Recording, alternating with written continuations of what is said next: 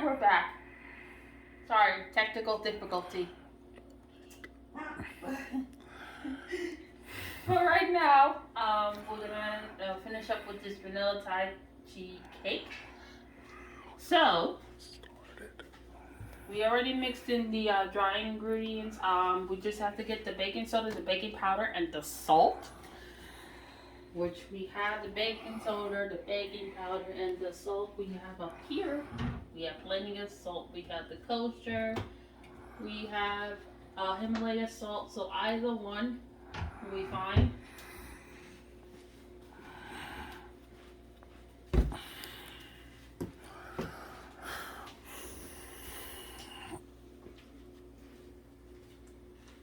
Okay, for the baking powder, it's going to be 3/4 teaspoon, and for the baking soda, it's going to be 1/4 teaspoon. So it's going to be really tiny.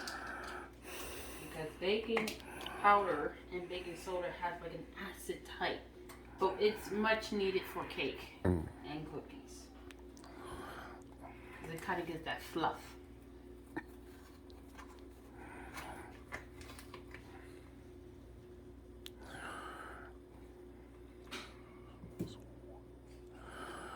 So 3/4 this one.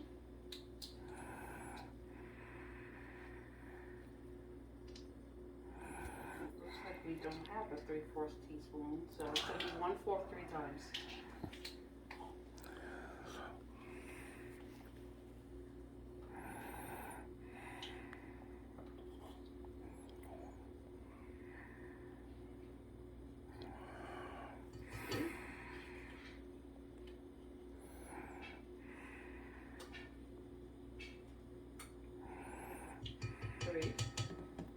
And then the 1/4 for the baking soda.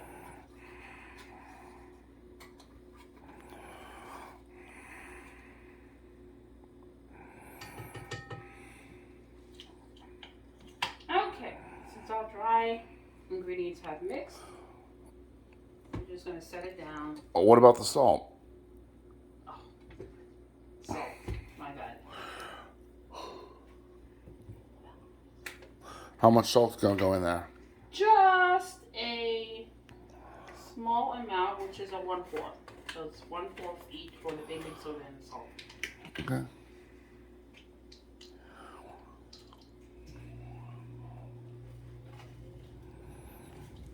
Like I said, you can use any type of salt. You can use the Himalayan sea salt, iodized salt, non-iodized salt. All right. As long as it's salt.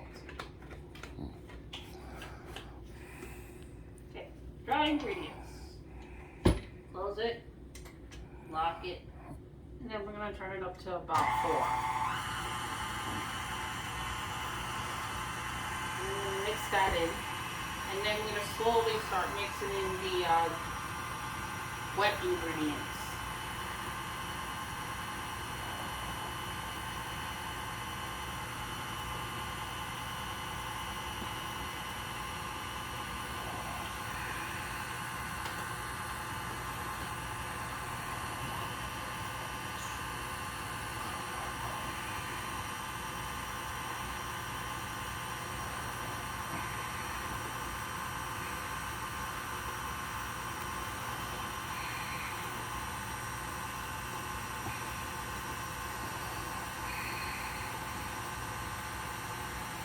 We are going to stop this, unlock it. We're going to grab a nice big bowl.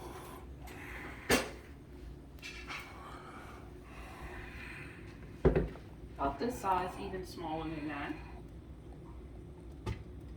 Tap, tap, tap. Unscrew, lift out. And we're going to pour it in here because we are going to mix the wet ingredients in this bowl as well.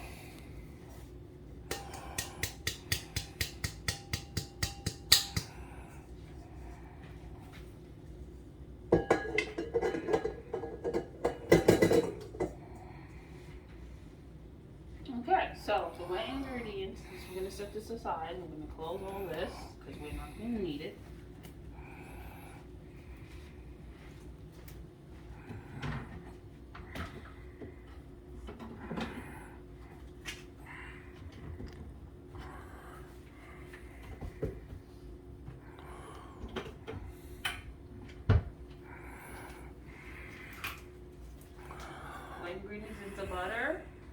yogurt, the Confederate sugar.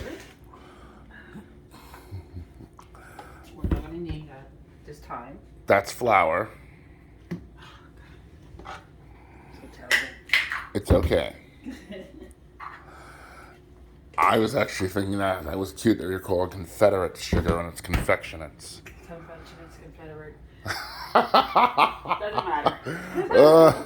Depends on who you ask, but never mind. Alright. Butter and sugar. Now, how are you going to put the butter in there? Oh, we just dump it in there. Just open it up. Because the butter's going to be soft. Okay. Like that. All right. Simple as can be.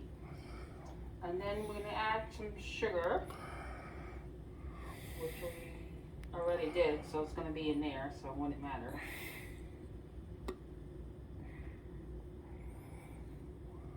And then we are going to mix up the butter, and then we're going to mix up this Tai Chi mix right here with it. So first we're going to do the butter. And you can use either one of these types of devices. You can either use this, or you can use the whisk. I like this. This is a little bit more easier to clean.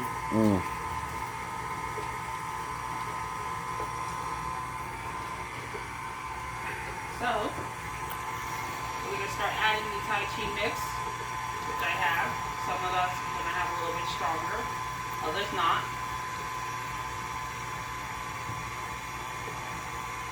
And then we're going to add the yogurt or the sour cream, whatever you have. All right. As long as it's plain. Greek yogurt, regular yogurt, sour cream, as long as it's plain flavor.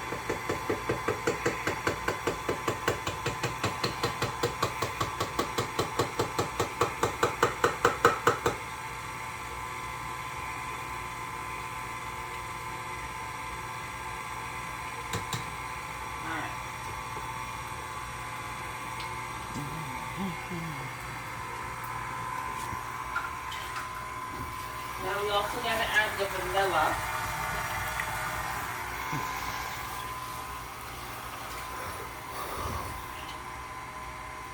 This is here.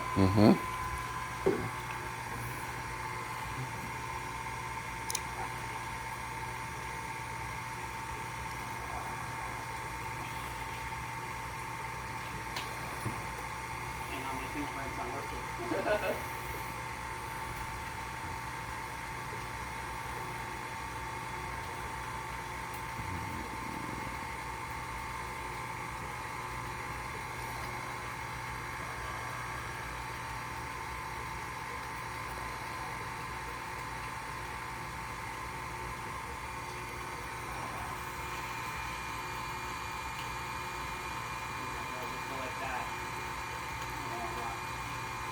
Okay. So while that's mixing up, we are going to add the vanilla extract. Depending on how much extract you want to have, is 2 teaspoons. So we're doing this one right here.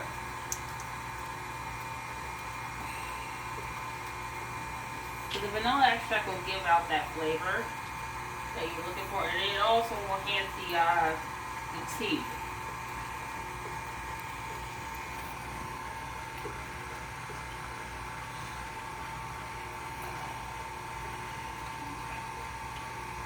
Now you want to slowly start adding your dry mix. And what about the confectionery sugar? The confectionery sugar will be in the frosting. Oh, okay. Proceed then.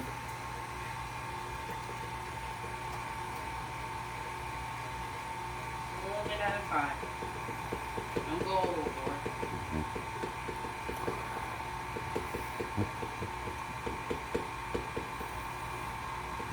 Now, if you guys have like a regular mixer, a hand mixer, you might have to spoon it in, or have someone else help you, filling it up.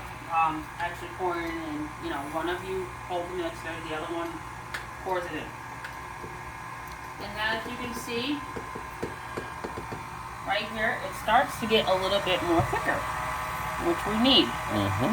Not too thick. That's why we have a lot of chai tea mix. Yeah. So we can like make it a little bit more consistent, make it a little bit more softer. And that, it consists with the sour cream or the yogurt / butter. That's why we have that consistency. So whatever you desire to get that right, correct mix.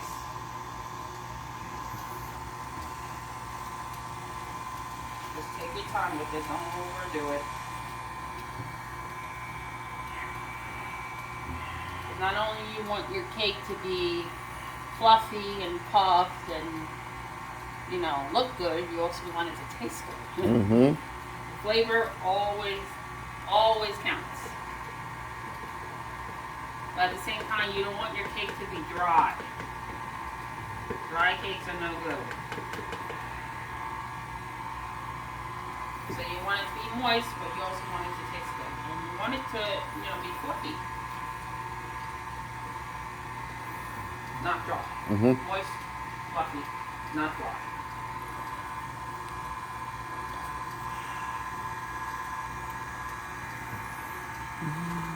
Now I already preheated the oven to 350 degrees. So the recipe does say about between 10 to 14 cakes. Right now we are actually going to do something a little bit different. We are actually going to use these loaf pans right here. These mini loaf pans that you can get actually at Joann's Arts and Crafts or maybe even Michael's. I tried to find them at Walmart. They didn't have it. So.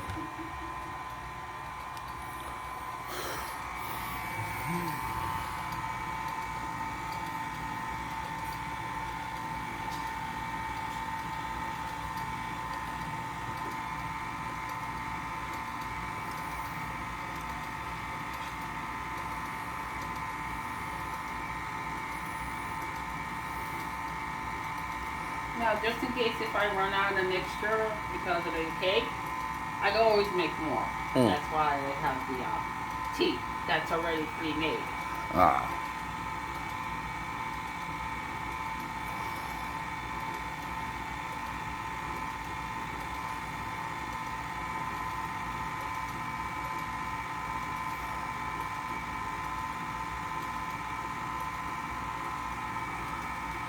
Now, the last thing we're going to mix up is the egg whites.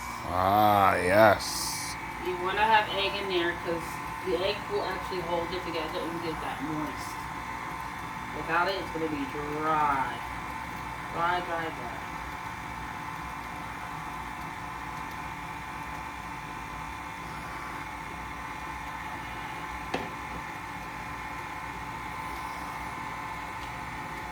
Make sure that's mixing up really, really good.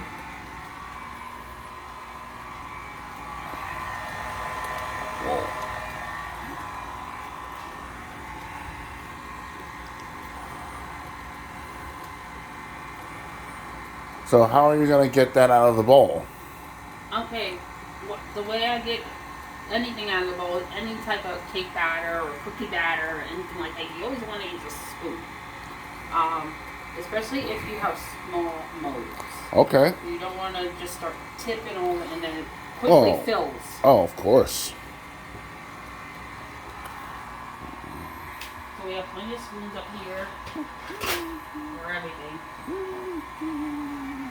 I also want to get a little pan right here, since that's silicone. And although silicone is good for baking, it can still melt.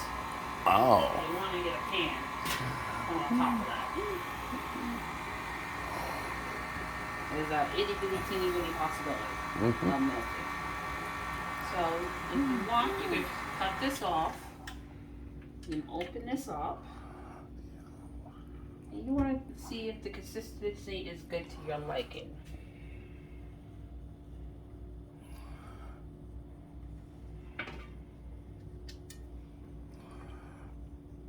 Wow. It looks very nice. Looks very airy, kind of fluffy. Look at that glaze. I love that shine. And that's from the tea itself.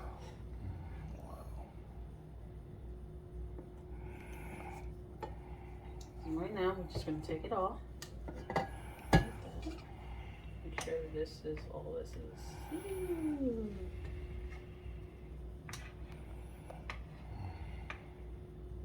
There's one thing about cake batter, it's good, but it is pretty sticky. Over the flour mixed in there.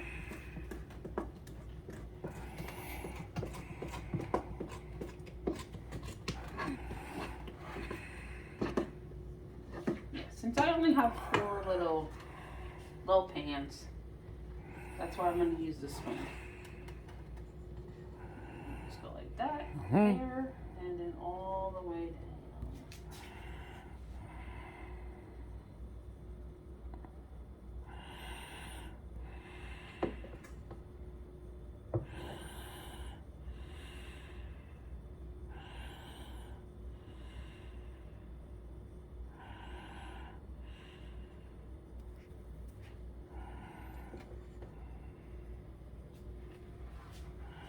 And I feel it just about halfway, because you want the cake to rise and you want it to have room to rise.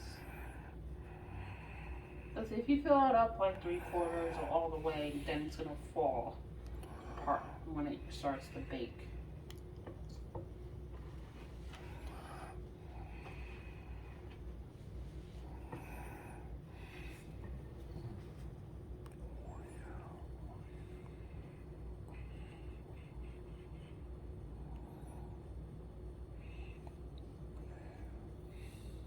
Now, when you're making a cake that has a cupcakes, or even smaller cakes, you want to watch out for the time, and you want to watch how it bakes, because it's going to be taking less time than an actual cake or a bundt cake or even an 8-inch or 9-inch cake. The time varies. So how long is this going to go in the oven for? So we're going to time it for about 25 minutes. All right.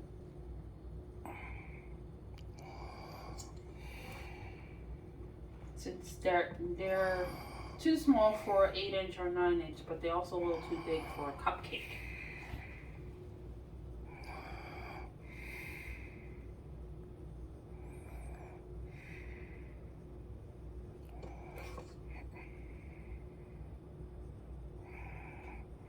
And there are ways to tell if the cake is cooked. You want the inside to be cooked. That's really the most important thing. You don't want it to be raw.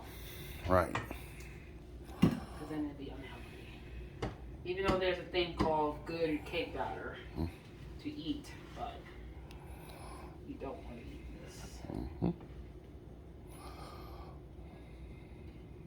You want to eat it, but you don't want to eat it. Yeah.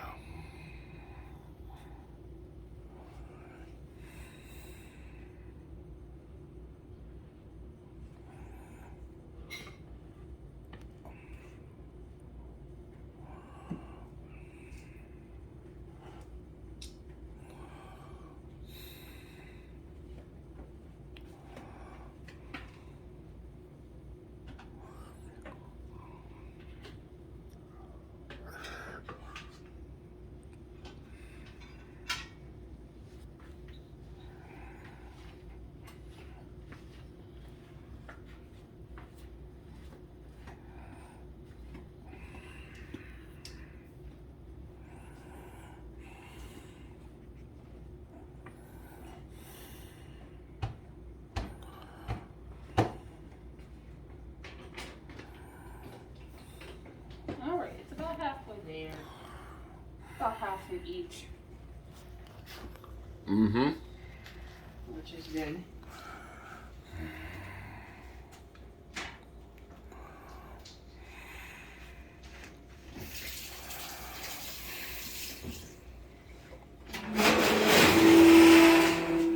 Make sure that you have enough room.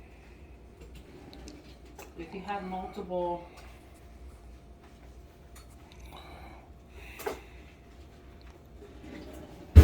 trays here, want to make sure you have enough room for the cake itself. So usually what I do is I put it on the bottom because that's where most of the heat is. And then I close it. Put it on a tray. Make sure it's all the way in. It is on a tray. Okay. And then I'm going to set it up for about 25 minutes because it's a low. And then we'll check it in. All right. Now, the way to check it, you can take a toothpick, a little toothpick method that everybody else knows, and you dip it in. If it comes out clean, that means it's cooked. If it comes out kind of a little slimy, it needs maybe about 5 minutes at least. If it comes out raw, then you know it's not cooked. Understood. So what's now? What next?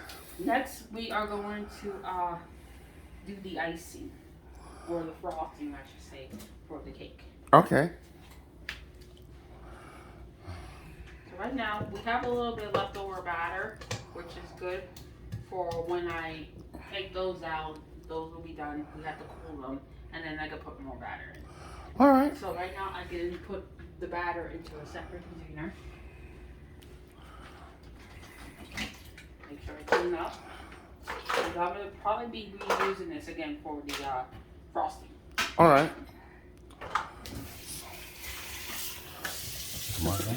Yes. All right, ladies and gentlemen, while Lashawnda is getting ready for the next step, we're going to take a quick break. We'll be right back.